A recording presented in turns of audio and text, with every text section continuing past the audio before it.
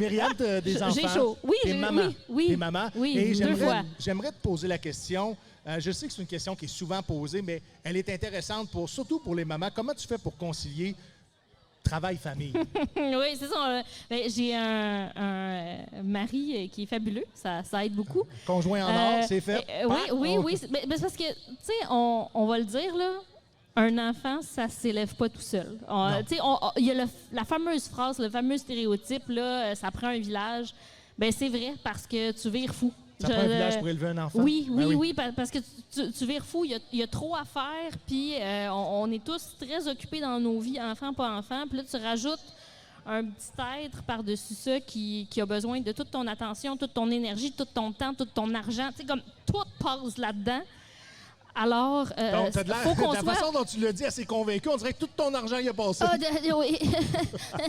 mais c'est ça. Fait que il faut qu'on ait du soutien puis qu'on fasse ça ensemble parce que sinon, on vire fou puis c'est ni bon pour l'enfant ni bon pour toi. Est-ce que tu as pensé à ça avant de débuter ta carrière artistique? Écoute... C'est un enjeu avec lequel tu as dû faire face?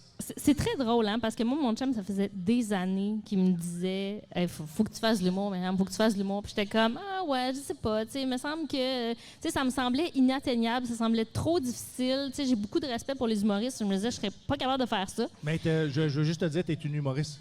T'as dit, oui, j'ai beaucoup de respect pour les... C'est comme ça s'excluait de la gang. Non, mais c'est pour te dire à quel point j'ai le syndrome de l'imposteur, là. Mais tu sais, j'osais pas.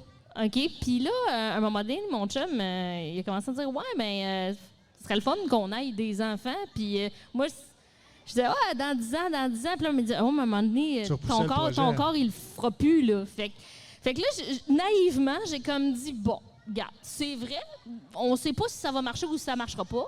On essayera, puis ça arrivera quand ça arrivera, tu sais. » Puis, ben, ça a marché vite.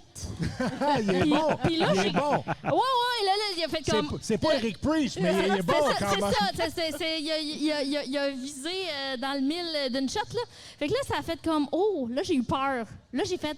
On dirait que toutes ces années-là, j'avais dit, ben non. Là, j'étais comme, OK, si je le fais pas là, je pourrais jamais le faire. Oui. C'était probablement le pire temps pour commencer. Fait que j'ai commencé à faire des cours, puis tout ça. J'étais enceinte. Et, donc, tu faisais des cours prénatales? Oui, c'est ça. Des formations. Oui, jeu de mots ça. en passant. Là. Exactement. J'ai fait des... Voilà. C'est un jet. On est sur le circuit Gilles Villeneuve. Hein? C'est un tour de piste. Un tour de piste en tondeuse. Moi, j'ai commencé les formations en humour enceinte. J'ai caché ça le plus longtemps possible à tout le monde, à aller faire des shows en coton ouaté, parce que je voulais pas que ça se sache.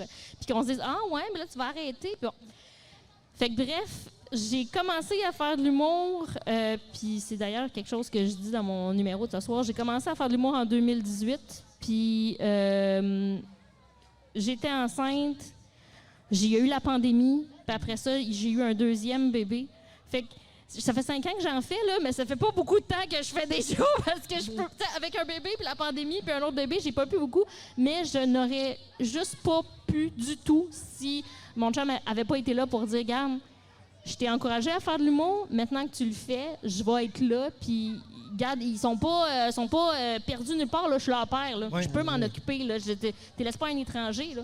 Fait que, donc, on a la culpabilité. T'as toujours tes enfants très proches de toi, ouais. Même si ta carrière artistique t'amène à aller faire des spectacles. T'sais, j'ai demandé à beaucoup de filles en humour, des filles qui ont des enfants, à leur dire « Hey, toi, comment tu fais? » Puis tout ça. Puis la réponse que tout le monde me donne, c'est « Ah ouais, mais toi, à l'âge de tes enfants, j'aurais jamais fait ça. J'aurais attendu plus longtemps. » Je suis comme culpabilité à l'os, là. Je suis comme bon, OK. Mais ça se fait. C'est intéressant. Est-ce que tu penses que les femmes en humour ont moins la fibre maternelle ou moins l'appel de la maternité? Non, je pense que c'est... Pas une question de fibre maternelle. Il n'y a pas de mauvaise réponse. Là, non, c'est parce que tu dis en humour, mais moi, je pense que les filles artistes, en général, on a une fibre créatrice. On veut créer des choses, on veut faire des choses, puis la création, ça prend toute la place dans ta tête. Un enfant aussi. Fait que c'est Mais ça pour prend ça que plus c'est toute la place dans ta bédaine, là, parce que je comprends que... aussi, puis éventuellement dans tes fesses, dans tes cuisses, partout. Mais c'est juste que ça prend beaucoup de place dans ton esprit, la création, ça prend beaucoup de place dans ton esprit, un enfant. Puis à un moment donné, tu deviens déchiré par ça.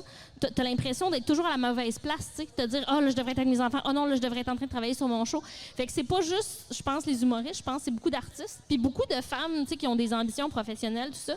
Mais je trouve ça triste qu'on dise encore les femmes, parce que il y a des pères aussi qui vivent ce stress-là. C'est sûr que là, un gars, ça allait pas, puis il y a toutes sortes d'affaires qui sont ils peuvent biologiquement pas... s'ennuyer. Mais oui, tu sais, mon chum, Aussi, il était tous les parti enjeux Oui. pour une femme de garder son enfant pour les premières années proches de soi. Oui, c'est ça, tu sais. Mais tu sais, mon chum est parti en voyage d'affaires 3 jours à un moment donné, puis il est revenu, il est tout en vert, il a fait changer son vol d'avion pour revenir plus vite parce que là, il s'ennuyait, tu sais. Fait que les hommes aussi vivent ça. C'est juste que, bon, il y a une partie biologie avec les femmes qui est un peu différente, mais je pense pas que c'est une fibre moins maternelle. C'est juste que on a la tête pleine, puis c'est ça, un enfant, ça prend tellement de place dans une vie que c'est d'arriver à concilier travail, famille, puis tu y arrives jamais.